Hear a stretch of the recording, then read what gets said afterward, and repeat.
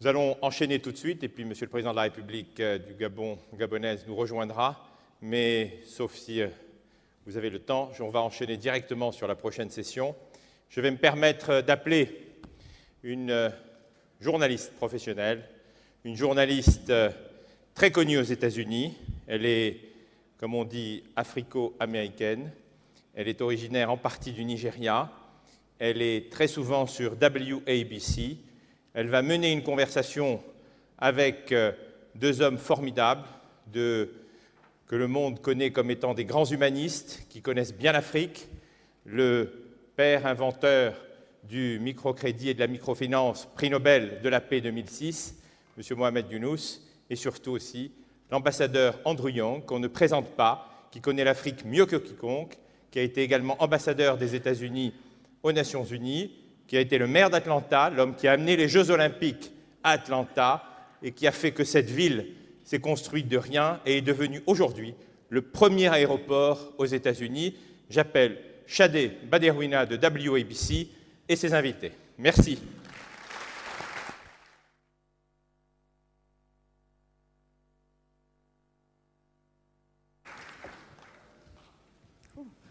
Bonjour tout le monde.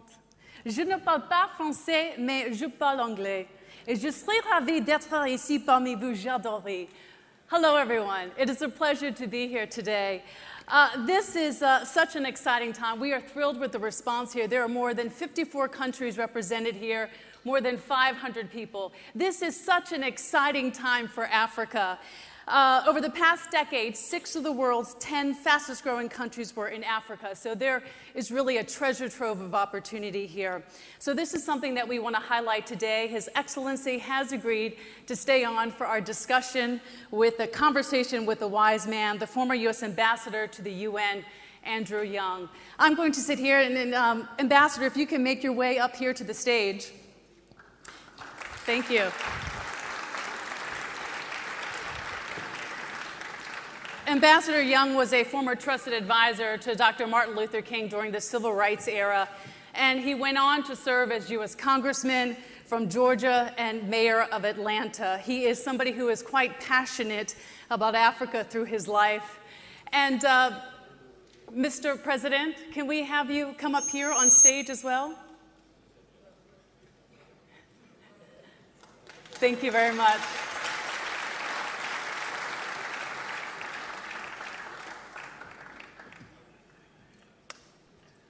You two know each other quite well.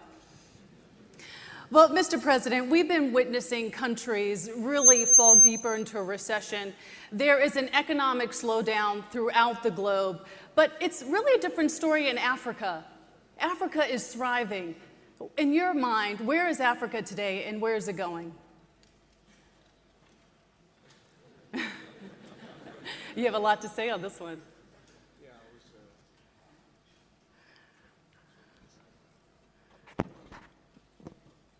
As you say, you have a lot to say on this question, so it's very difficult to answer in a few words.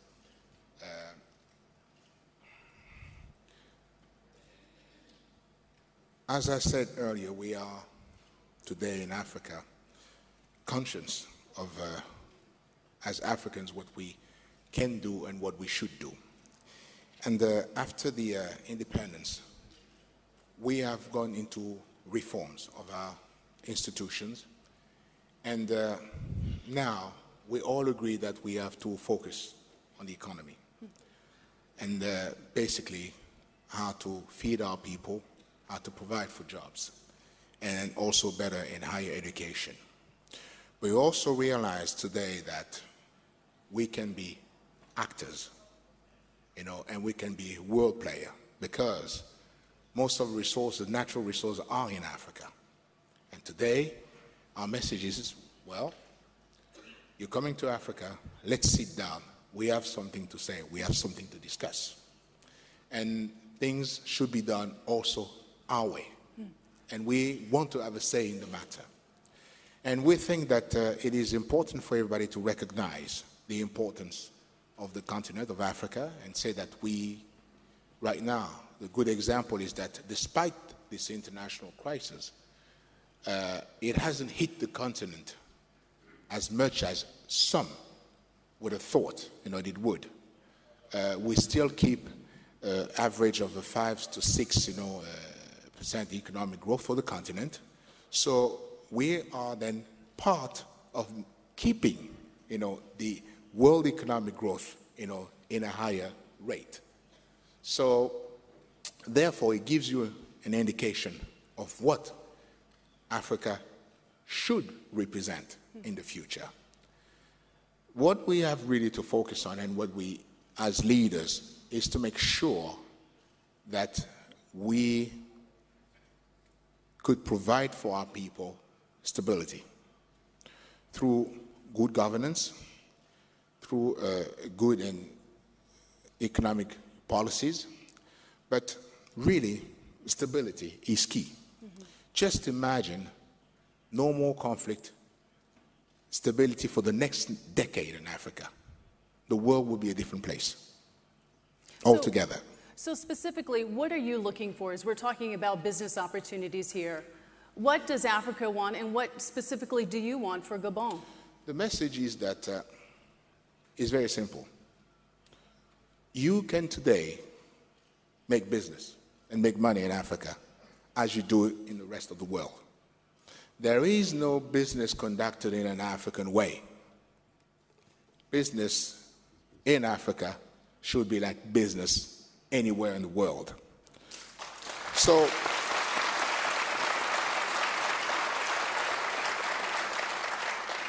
this is what we want. So for us to be in that situation, we recognize that there are some reforms. We have to live up to the international standard. And we can do that. So to combine our needs for economic growth, for development, with also the need for any investors to come, invest money, and make money. So this is possible today. It's a win-win situation. We are really looking into a strong, lasting partnership. But more so, we are optimistic people. And I always say to those, that I sometimes visit Gabon and that I can meet all over the world, one simple thing. In the past, the posture in Africa, the image that you were seeing was the image of the African doing this. Today, we do this. We shake hands. Right. We're partners. Right. And speaking of a win-win situation, we're talking about a global recession. And Ambassador, I want to get you into the conversation. Can I just add something? You want to add something? Sure. Go ahead. Because he said something that I don't want anybody to miss. You said we must do business like everybody else does business. If you go to Finland, you don't do any business with the Finns unless you go in a sauna. If you go to China, you don't do any business until you have one of those 40-course meals. If you go to Russia, you drink vodka. If you go to Japan, you go to karaoke and you sing. See, people, when they come to Africa, they need to learn the African way of doing business, and they must come as friends and brothers. So, in other words, Ambassador Young saying, when you guys come to Africa, you better be prepared to dance. Dance. And have the rhythm. Well, as I was saying, we were talking about a global recession, and Ambassador, I know you've said before, in order to combat a recession, you need to grow out of a recession. When you're looking at the population in Africa, it is expected to expand, expected to double by 2050. And in just 3 years' time, the middle class is expected to grow from 60 million to 100 million. So when you're talking about a place that is ripe for opportunities, you're talking about a place to grow out of a recession, Africa is it. Exactly, and I use specific illustrations. They sell more Coca-Cola in Africa than they do in New York, in Nigeria than they do in New York. Delta Airlines was flying all over the world. Their most profitable routes are Atlanta, Lagos, Atlanta, Johannesburg. And it took a long time for them to realize that there was money to be made flying to Africa. Now they must fly to 4 or 5 countries. But this is one of the most lucrative markets in the world, but we're afraid of it. And that's our problem, but we need you to help us with it. And I think this kind of coming together here is one of the ways of doing that. Definitely. Definitely. Well, let's explore. You know, we have an American delegation here as well. Does the U.S.-Africa relationship need to change? You know, we've been hearing about China and how China is really replacing the West as the dominant international economic and political force in Africa. It's outdoing the U.S. about 3 to 1. Its investment in Africa has gone from $6 billion in 2000 to about $110 billion in 2011. And China has put more in infrastructure this year than the World Bank. Is America really missing out on an opportunity here? She wants to get me in trouble. No. Let me take that argument, Mr. President, if you don't mind. Okay, you start. You're right and you're not right. If we add up all of the private sector, we're talking about government. The American government has neglected Africa, period. And when we've done things in Africa, we've done the wrong things. And that goes back to before Henry Kissinger even. But we still have enormous private sector investments in Africa. And I don't know the exact number, but the private sector, in fact, you have brought Bechtel here. Mm-hmm. Bechtel does not play. They do big projects, and they transformed Saudi Arabia almost single-handedly. You look at the oil companies that are doing the deep water drilling, the Chevron, the ExxonMobil, and others, they are putting more than $100 million into those offshore platforms. But that's not considered government investment. An agribusiness like Cargill in Minnesota has never left Zimbabwe. You know, they're still doing business in Zimbabwe, and they don't brag about it, and they can't talk too much about it at home, but America and Coca-Cola is still the largest employer on the African continent.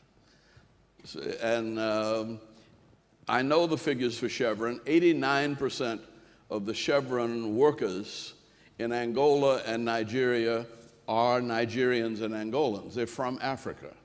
And so we have not abandoned Africa. Our government has not understood how to relate to Africa. I think President Bush wanted to do the right thing. He wouldn't listen to me. I'm a Democrat. But I said, I applauded $15 billion for HIV/AIDS. But I said, I wish you would put $5 billion in water resources, $5 billion in agriculture, and only $5 billion. I said, you'd probably get an overall better health benefit. But they were interested in doing it their way, and I can say it because nutrition is not contagious, malnutrition. HIV is contagious. And so there was a distorted value there that I think, which says to me Africa cannot depend on Europe, United States, or China. And you said something today, Mr. President, when we met about the resources of this country. And I got an education when I walked in your office, and I saw the books. And for the first time, I realized you have one of the largest rainforests in the world right here. And when you look at the water resources coming down out of the central part of Africa, it's easier to get to the coast through Gabon than almost through any other place. So that you have two things that I think we don't talk about. One is green gold, and that is the flora and the fauna. Paulo Gomez of Guinea-Bissau, when he was at the UN, said that Africa's riches in flora and fauna may turn out to be superior to the oil and the minerals in the ground. And the blue gold, water is going to be as precious as oil in a few decades. Yeah, there's no question. And Ambassador, that actually leads me to the next point I'd like to bring up, and that is Africa marketing itself right? You know, does it need to change the image? I just want to add to what the Ambassador said, because we found it as African sometimes a bit strange. Talking about business in Africa, and you read in the newspapers in Europe or in America, there's always this idea of trying to compare European investment, American investment, Chinese investment. We in Africa don't care about that. It's not our problem. And but we always get, when asked questions about, the importance of Chinese investment, is China replacing such and such? It is really not our concern. It might be a concern for you, obviously, because you keep asking the same questions. But this is not really a concern of ours. Our concern is that we want to diversify our partners. And we do not see why you can do that in the West and we can't. When you do, we don't ask questions. Because when you're coming to see me, I'm not asking you that, you just invested in that country in Africa versus that other country. Doesn't mean, no, we're not interested in that. We're saying that what is important at the end of the day for us is that, is Africa a place where is it safe, for investors to put their money? Yes. And we want the U.S. government to reassure U.S. companies and saying, well, with our support, with the support of your government, we encourage you to go to Africa. We don't see why others can do that, can invest, and you cannot. So as Ambassador Young was saying, you find a lot of private investment, U.S. from the United States, but not public ones. No. So the perception, therefore, is that, the U.S. is not present. It's not true. But the government could and should do more to push and encourage U.S. companies to come, instead of just asking us the same question over and over and over about the Chinese, Even Africa is so big, and the market and the potential is so great that if everybody in Europe did everything they wanted to do, everybody in India did everything they wanted to do, everybody in China, everybody in Brazil, everybody in the United States, we'd still have a market that's unmet. Yeah. I mean, this is you have to fly. You will sleep. But if you look out and see what you're flying over, this is a huge continent, 3 times the size of the U.S. Yeah. And it's almost totally undeveloped. Well, and let's talk about what's preventing people from actually bringing their resources in and greater development. To be perfectly honest, there are some people who fear Africa. And Ambassador, I know in terms of the image, and we were discussing this matter earlier, and former U.S. Secretary of State Colin Powell said that capital is cowardly. It only goes where it is safe. Is it safe to bring money to Africa? I think so. But I think you have to know where you're going, and you have to know, you see, you don't do business with Africa. You don't do business with Gabon. You do business with President Bongo, or you do business is a relationship between individuals, and you have to build a bond of trust with an individual. Don't come to Atlanta if you don't know anybody and say, I'm going to put in a whole lot of money. You're going to get taken. And we don't call it corruption. We just said you were dumb.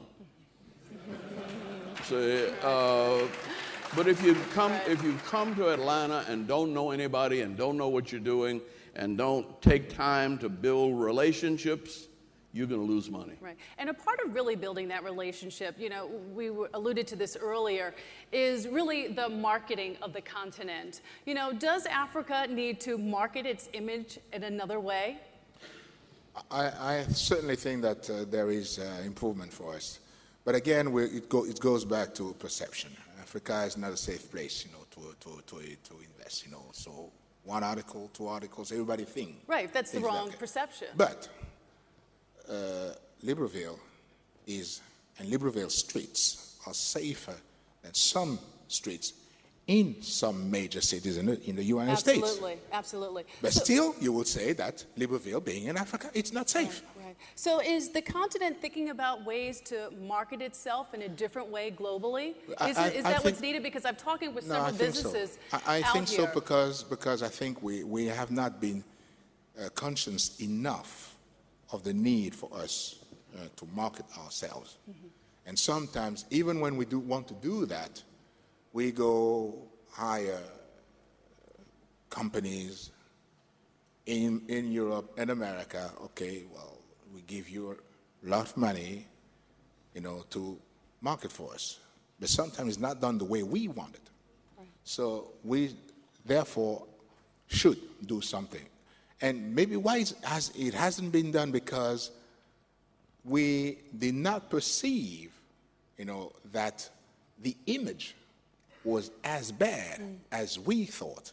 When you talk about, you know, security, we all have security issues, but it never dawned on us that it was perceived to be so bad. So therefore, we have to do certainly something, but we must be conscious that only us, only Africans can figure that out. Can figure it out and really tell our stories. Right. And there are so many successful stories. You know, I was talking to Jerry Inzarilla with IMG Artists, who is here today, and he said that countries really fall into three categories.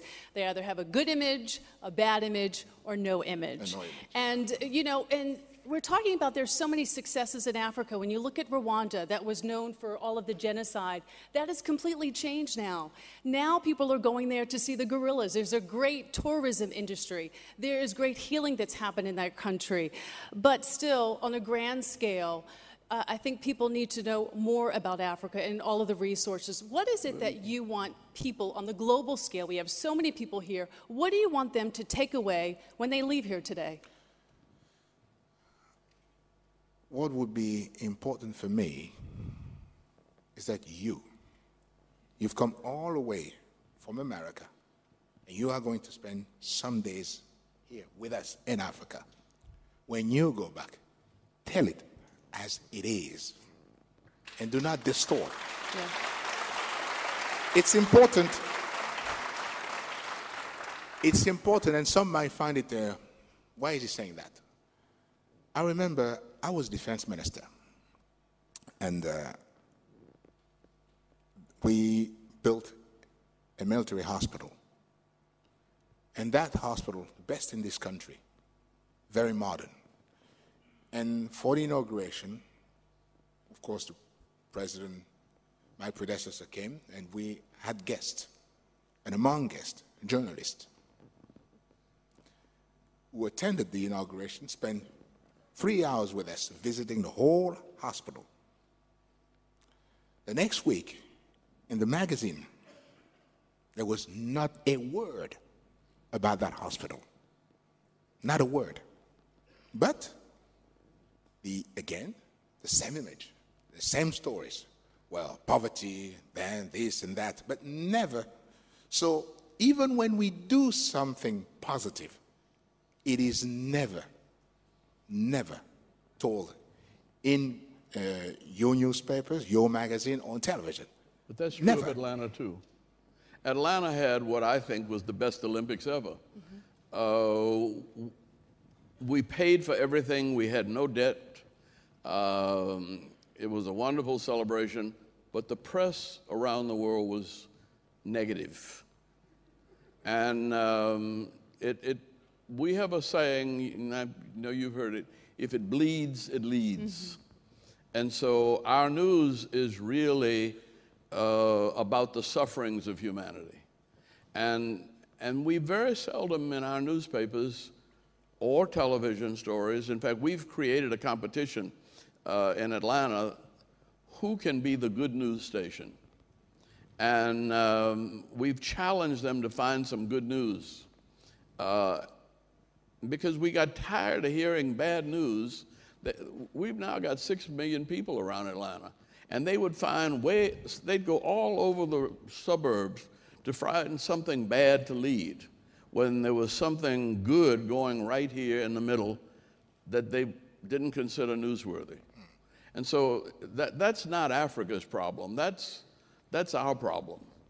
And I think but as a result of that, you know, in a sense, isn't it Africa's problem to make sure that the world really gets what's happening here in Africa, that it really takes some sense of leadership to say, no, this is what Africa really is? So is there a discussion among all of the presidents, you know, on this very large continent to say, what are we doing as a continent to really change the image of our people, of our country?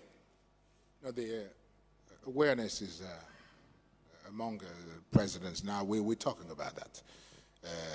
And that's why the President of the African Union, the President of the Commission, both are in this room, are spokesperson for the continent to attend the most important world conferences and to speak on behalf of the continent and to tell, you know, all the improvements and the success stories that we have. But I guess that's not enough.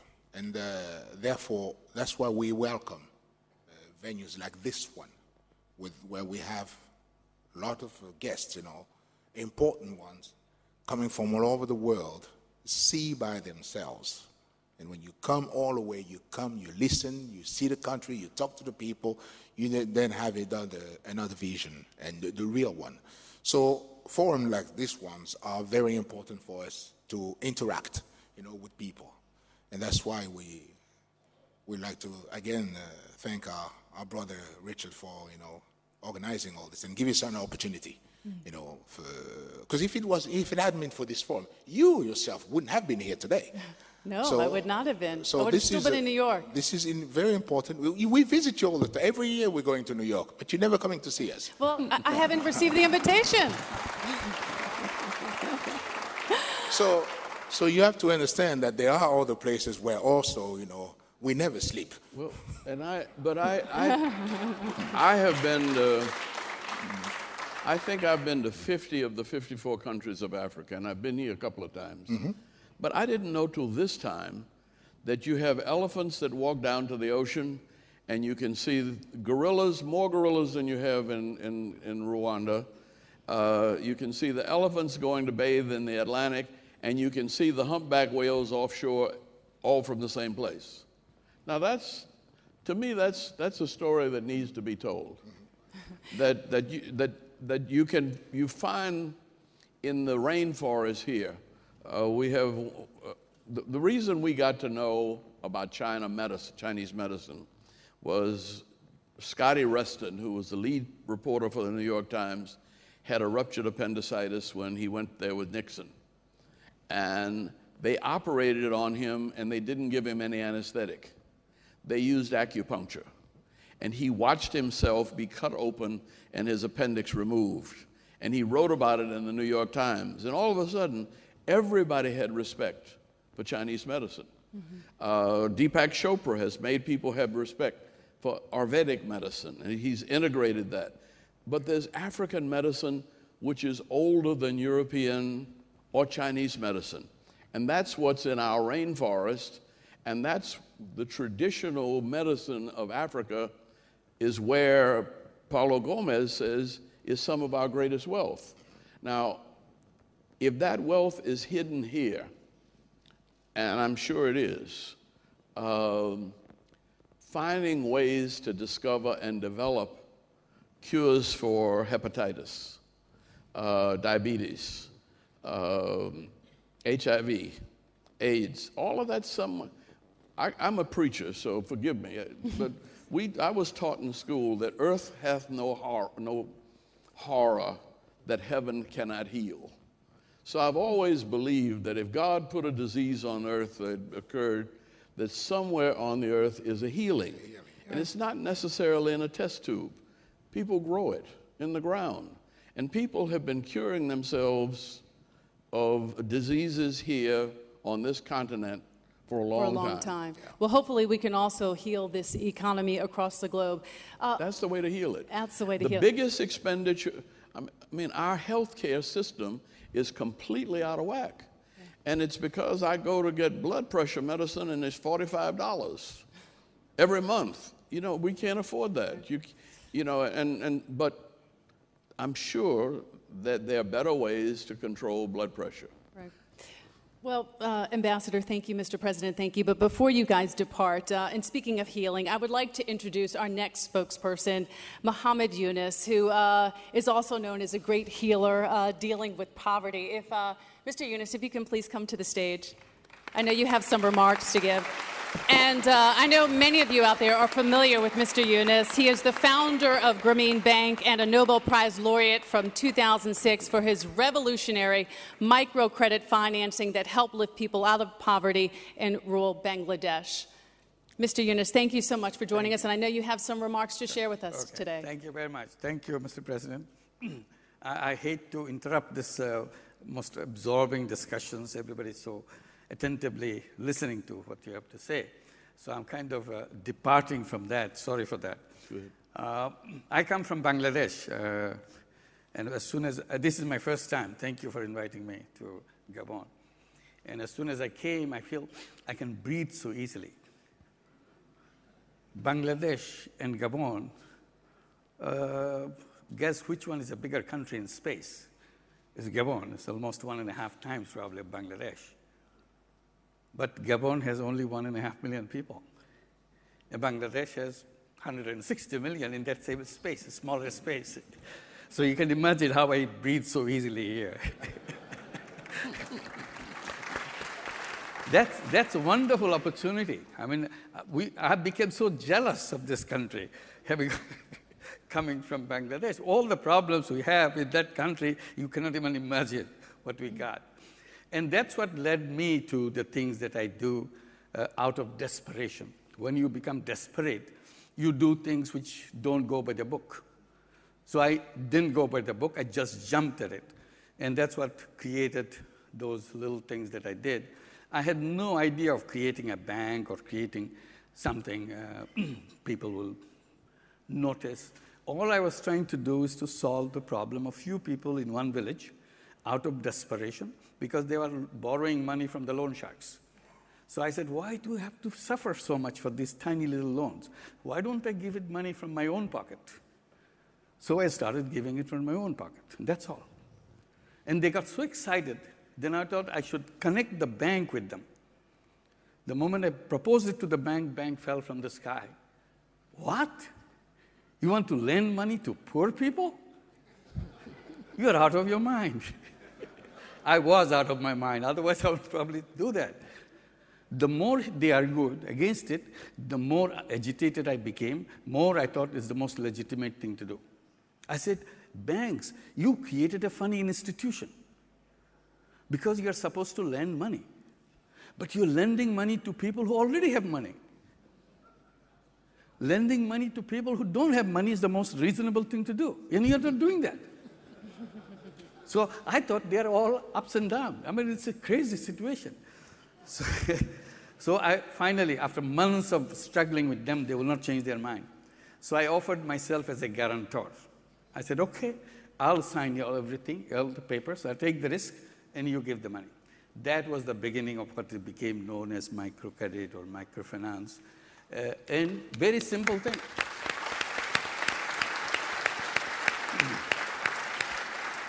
And people ask me, how did you design all these intricate things that it still works 35 years later, still works in Bangladesh, still works all over the country, all over the world? How did you figure that out? I said, look, when you're desperate, you come up with ideas. The idea was, whenever I needed a little rule or a procedure to lend money, I just look at the conventional banks, how they do it. Once I figure out how they do it, I just do the opposite. It worked. They go to the rich, I decided to go to the poor. Very simple. They ask for collateral. I said, if you're doing it with poor people, question of collateral doesn't exist, doesn't arise. So I said, forget about collateral. Since we don't have collateral, we don't have any legal papers. Since we don't have any legal papers, we don't have any lawyers. This is the only bank in the world which is lawyer-free. And it works. It works not only in Bangladesh, it works everywhere. And how did I figure that out? Because it was the need of the people. So I was just trying to respond what people needed. I was not responding to what they are doing or something else. The conventional bank give loans to men. We decided to give it to women. In the beginning, it was a big struggle because in Bangladesh society, women, you don't touch them. You don't go anywhere near them. They stay home. We defied every single rules. The priests, the religious people got very angry with us. You are destroying our religion. We said, no, we are enhancing the religion. Then we started giving examples from the religion. What happened in our religion? Our religion emphasized trade, emphasized business, and the wife of the prophet was a businesswoman. I said, if you want to be a good Muslim, you better marry a businesswoman. Follow the footstep of the prophet. And if you can't find a businesswoman because they are so rare, we have plenty of them in Grameen Bank. We'll negotiate the deal. So we defied everything. In conventional bank, you have to come to the office to do the business. We changed it. We do the reverse. We made our rule, people should not come to the bank. Bank should go to the people. So we deliver our service to the doorstep of our borrowers. Today in Grameen Bank in Bangladesh, we have 8.5 million borrowers. 97% of them are women. Conventional banks are owned by rich people, usually rich men. We reversed it. Grameen Bank is owned by the women and poor women. So the entire bank is owned by the borrowers themselves. It's not something that we figured out who is the rich man who's going to own it. No, it is the borrower who owns the bank. And bank makes the money, money goes back to the borrower as a dividend. So it's all internally done. We don't take any money from anybody. It's the deposits money we lend out to people. And we encourage women to save. We lend out more than $1.5 billion every year, tiny loans. But when you have 8.5 million borrowers, it needs a lot of money. All comes from the deposits. Interesting thing is, nearly $1 billion of that deposits come from the savings of the borrowers themselves. So people always see poor people taking a loan. They do not understand it is their money which they are taking as a loan because of the various packages of savings program, exciting savings program that we get. So what I'm saying, just because we have an institution doesn't mean it's a right institution. And you ask the question and again, why people are poor? And I've been dealing with them, I've been living with them, seeing them every day. And I come to the same conclusion every day. Poverty is not created by the poor people. Poverty is created by the system that we built.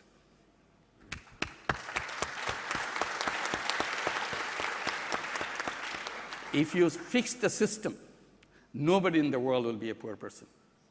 But we don't notice it. We go around and say, poor guy, give him some money, give him some food. We are not fixing the system. I give the example of bonsai tree. You take the best seed and put it in a flower pot, and it grows this big, unlike the one that you saw in the forest, huge one. And you wonder, what's wrong with this tree? Why didn't it grow? Is there something wrong with the seed? No, there's nothing wrong with the seed. Simply, we didn't give the space for the tree to grow. So it became a stunted one, a kind of tiny little one. Poor people are bonsai people. There's nothing wrong with their seed. Simply, society never gave them the space to grow as tall as anybody else. That's the only thing we made wrong. All our borrowers, the women that we lend money, are illiterate. We made a decision that all their children will go to school. So it became the responsibility of our bank to make sure every child goes to school. Employees of Grameen Bank is required to make sure every child is in school. We did that, and there are thousands of millions of these children are in school. Then they started coming to the colleges. They don't have the money to go to colleges. So we started giving them education loan. And now hundreds of thousands of kids who are in medical schools, engineering schools, universities. So you see the mother and the daughter look very much alike. One is a little older, one is younger. And you think, oh, she also does the weaving or does the chicken raising. No. You ask her, she said, oh, I'm a medical doctor. I practice there. So I came to see you when you are coming to our visit, our village, so I wanted to meet you. You are shocked to see the two ladies, one young, another older. And immediately it comes to your mind, her mother could have been a doctor too. There is nothing wrong with her mother. Simply, society never gave her a chance. And she remained totally illiterate. She couldn't go to the medical school, she didn't go to any school at all. She doesn't know how to read and write. But her daughter is a medical doctor, as good as anybody else anywhere in the world. So it is not in the person. Poverty is not in the person. Poverty is imposed from outside on the person. How does it happen? Happen because we made our institutions designed wrong way. And I gave the example of a bank. After 35 years, when it's spread all over the world, did the banks change? No. When those banks were collapsing in 2008, at the same time when the Grameen program is flourishing in New York City, I said, somebody could ask me, who is creditworthy? I can tell you now who is creditworthy. Because look at all the collateral, all the lawyers you have didn't help you. Your bank disappeared. So here, with no collateral, nothing, is perfect repayment, 99% repayment rate in New York City. So this is the way this system distorts us. And then the concept of, the very conceptual framework of economics itself makes me very uncomfortable. I said the economists who designed this framework is absolutely wrong. They interpreted human being in a wrong way. They interpreted human being in the business world, they have to make money. So everybody in the world is making money because that's what the economic framework tells us. If you're in business, you have to maximize profit. So we are blindly following that path, maximize profit. That's the good thing for the society, that's the good for the world, and so on and so forth. And I raised the question, why do we have to pursue this money? Why do we have to create a money-centric world? It became such an obsession now. It's not only making money, money is an obsession. Money is a habit. Sometimes money becomes an addiction. We don't know why you're making money, but you keep on making money. I said making money can be a means, but making money is an end doesn't make sense to me. I said making money is a means. There should be a purpose for our life, each one of us. We decide what is the purpose of our life.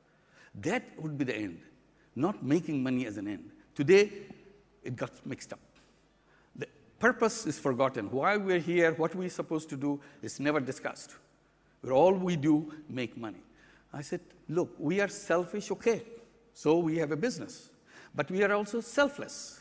What about the business based on selflessness?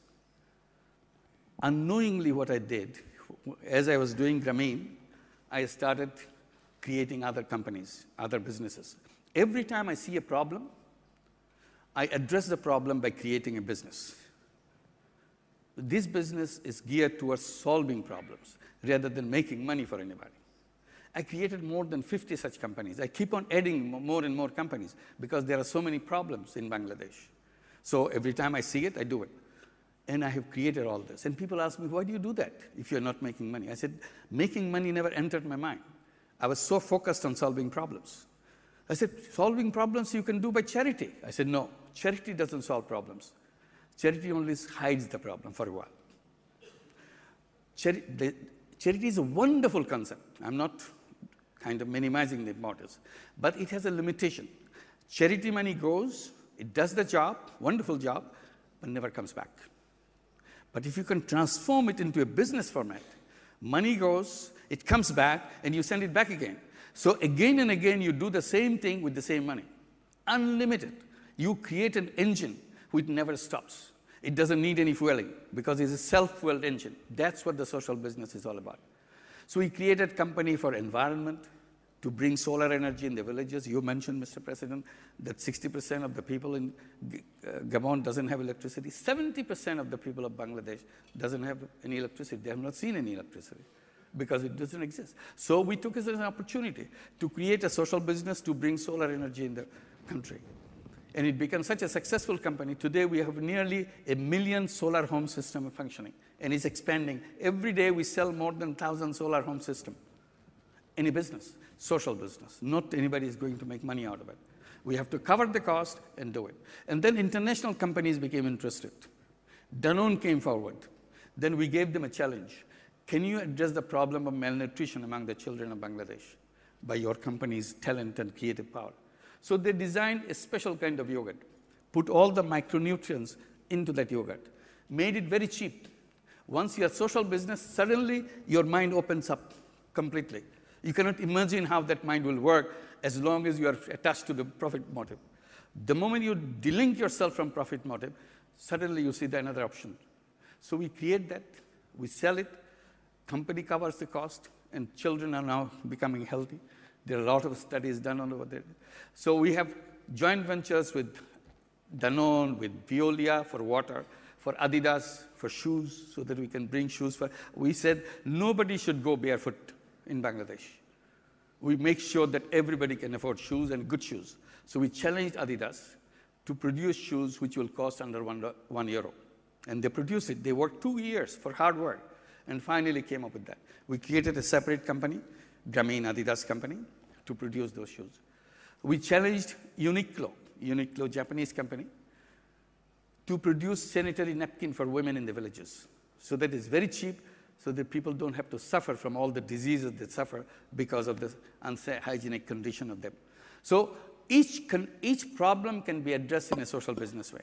I'm very happy that many other individuals are coming forward, many foundations are coming forward, creating social business funds.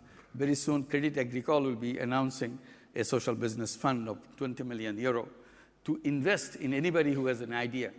Social business is about idea, about creative idea. It's not about money. If you can come up with a creative idea to solve a problem in a small way, you found the magic formula. All you have to do is to now repeat that. And it reminds me of microcredit. It started in one tiny village in Bangladesh. Today, every single country has microcredit program. We didn't have marketing force to go and tell them. People needed it. People rushed to find it out. And they themselves brought it out. It's not something that you have to go and tell people, oh, it's a great idea. Everybody's coming to do that. So this is a social business challenge. Every business who are present here can run a social business on the side. Mr. President, you can challenge them. Anybody who would like to do business in Gabon, say, do a social business first. If you're doing that well, then we'll talk about business. Right. Let's do that. Thank you very much. Thank you very much. Mr. Yunus, if you could have a seat, and we're just going to ask you just a few questions. You know, I think it's really important that we're here talking about really being selfless, because as Africa begins to build itself economically, it's also about building its people, that it's not about solely chasing profits, but strengthening people. Based on your model of success, how can Africa use the same tools to succeed in this area and help the people? Africa has a lot of creative power, particularly among the young generation. They are not the same young people that one generation before we had, because technology today is in their hand.